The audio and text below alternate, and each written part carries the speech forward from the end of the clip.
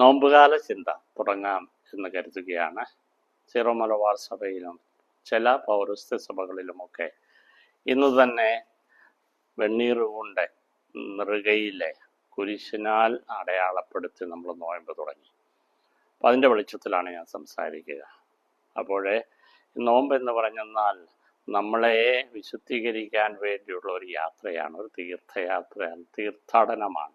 ഉയർത്തെഴുന്നേറ്റ കർത്താവിലെ എത്തിച്ചേരുന്നത് വരെ നമ്മൾ നടത്തുന്ന യാത്ര. നമ്മൾ അമ്പലങ്ങളിലും ഒക്കെ കണ്ടിട്ടുണ്ട്, അല്ലെങ്കിൽ കേട്ടിട്ടുണ്ട്, വല്ല സിനിമയിലേക്ക് കണ്ടുണ്ട് ശയന പ്രദക്ഷിണം നടത്തുന്നവരെ.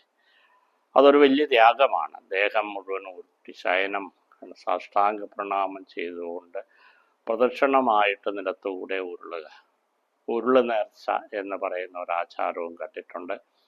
അതുപോലെ ദൈവാലയത്തിലൊക്കെ നീന്തൽ നേർച്ച, മുട്ടിന്മേൽ നീന്തുക, ചരലിലാണേലും കല്ലിന്മേലാണെങ്കിലും ഒക്കെ മനുഷ്യരെ മനസ്സാലെ നീന്തുന്ന ഒരു നീന്തൽ നേർച്ചയുമുണ്ട്.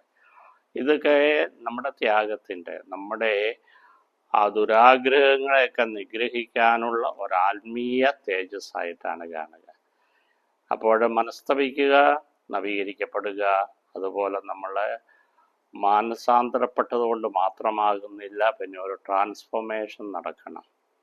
യേശുവിൻ്റെ ജീവിതത്തിൽ താബോർ മലയിൽ നമ്മൾ കാണുന്നുണ്ട്. തൻ്റെ മഹത്വമെല്ലാം ദൈവമായ പിതാവ് വെളിപ്പെടുത്തിയപ്പോൾ അവൻ്റെ വസ്ത്രങ്ങൾ ഭൂമിയിൽ ആർക്കും അലക്കി തേപ്പിക്കാൻ വയ്യാത്ത വിധത്തിൽ ധന്യമായിരുന്നു, ധവളാഭമായിരുന്നു എന്ന് നമ്മൾ വായിക്കുന്നുണ്ട്. അവൻ്റെ മുഖത്ത് വലിയ തേജസ് ഉണ്ടായിരുന്നു. അവൻ്റെ മുഖത്തേക്ക് നോക്കാൻ കൂടെ ഉണ്ടായിരുന്ന 3 ശിഷ്യന്മാരും ഭയപ്പെട്ടു.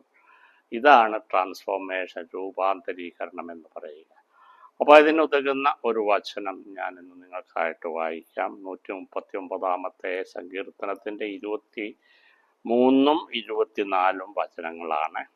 ദൈവമേ, എന്നെ പരിശോധിച്ച് എൻ്റെ ഹൃദയം അറിയണമേ, എന്നെ പരീക്ഷിച്ച് എൻ്റെ വിചാരങ്ങളെ നീ മനസ്സിലാക്കണമേ.